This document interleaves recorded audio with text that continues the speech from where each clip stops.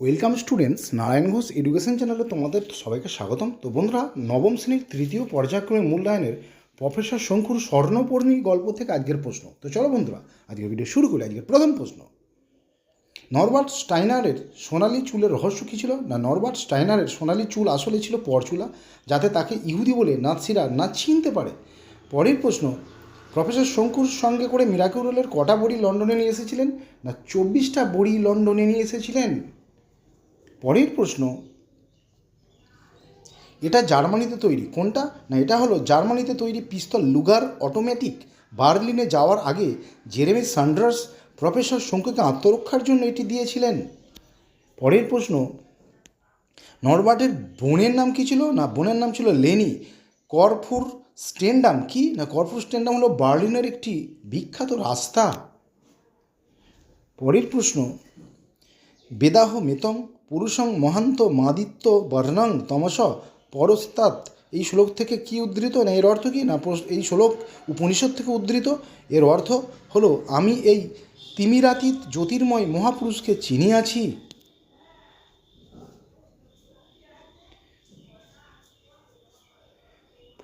7 নম্বর প্রশ্ন হচ্ছে, জার্মান শব্দ ভাস্টিকা এর বাংলা অর্থ কী? না, ভাস্টিকার বাংলা অর্থ হলো স্বস্তিক। সু মানে ভালো আর স্বস্তি মানে আছে, থেকে স্বস্তি। পরের প্রশ্ন, অধ্যাপক স্টাইনারের ভারততত্ত্ববিদ বন্ধুর নাম কী ছিল? না, ভারততত্ত্ববিদ বন্ধুর নাম ছিল অ্যান্দ্রে ভেরসোয়া। পরের প্রশ্ন, জার্মানির সামরিক শক্তির প্রধান কারণ আমি কে নিজের সম্পর্কে উক্তি করেছিলেন? না, ন্যাৎসি দল শাসিত জার্মানিতে হিটলারের পরেই যার স্থান অর্থাৎ হের গোয়ারিং নিজের সম্পর্কে আলোচ্য উক্তিটি করেছেন। পরের প্রশ্ন, হের গোয়ারিং প্রফেসর শঙ্কুর সামনে ইহুদিদের সম্পর্কে কী কী বিশেষণ ব্যবহার করেছিলেন? না, হের গোয়ারিং প্রফেসর শঙ্কুর সামনে ইহুদিদের সম্পর্কে 5টি বিশেষণ ব্যবহার করেছিলেন: গ্রাউসাম, নিডের, গয়েৎসিক, লিস্টিক এবং বেন্ডেক্সেলস। পরের প্রশ্ন, হের গোয়ারিং এর কী অসুখ হয়েছিল? না, হের গোয়ারিংয়ের ওজন ছিল 170 কিলো আর তিনি প্রচণ্ড ঘামতেন। পরের প্রশ্ন, প্রফেসর শঙ্কু কী শর্তে হের গোয়ারিংকে মিরাকিউরোলের বড়ি দিতে রাজি ছিলেন? না, অধ্যাপক স্টাইনারের পরিবারকে নির্বিঘ্নে প্যারিসে যেতে দিতে হবে, এই শর্ত ছিল। পরের প্রশ্ন,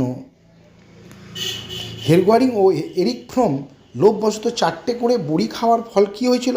না, তারা লোভবশত 4টে করে বড়ি খাওয়ায় তারা দুজনেই ঘুমিয়ে পড়েছিলেন। পরের প্রশ্ন, সান্ডার্স প্রফেসর শঙ্কুর মিরাকিউরোলের বড়ির শিশি থেকে মিরাকিউরোল বড়ি বের করে কি রেখে দিয়েছিলেন?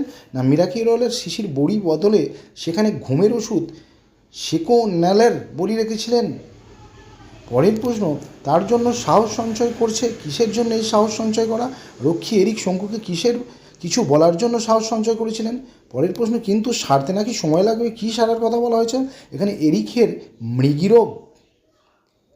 পরের প্রশ্ন, ড্রাইভারের মুখ মুহূর্তে ফ্যাকাশে হয়ে গেল কেন? না, প্রফেসর শঙ্কুর পকেট থেকে সান্ডার্সের দেওয়া লুগার অটোমেটিক রিভলভার ড্রাইভারের দিকে উঁচিয়ে ধরাই তার মুখ ফ্যাকাশে হয়ে গেল। এবং আজকের শেষ প্রশ্ন, একদিক দিয়ে অভাবনীয়ভাবে সফল এই সাফল্যের কারণ কি? না, মিরাকিউরোল প্রয়োগ করে অধ্যাপক স্টাইনারকে সুস্থ করে তোলাই ছিল শঙ্কুর কাছে সাফল্য। স্বর্ণপর্ণী একটি অনুপ্রেরণামূলক পাঠ।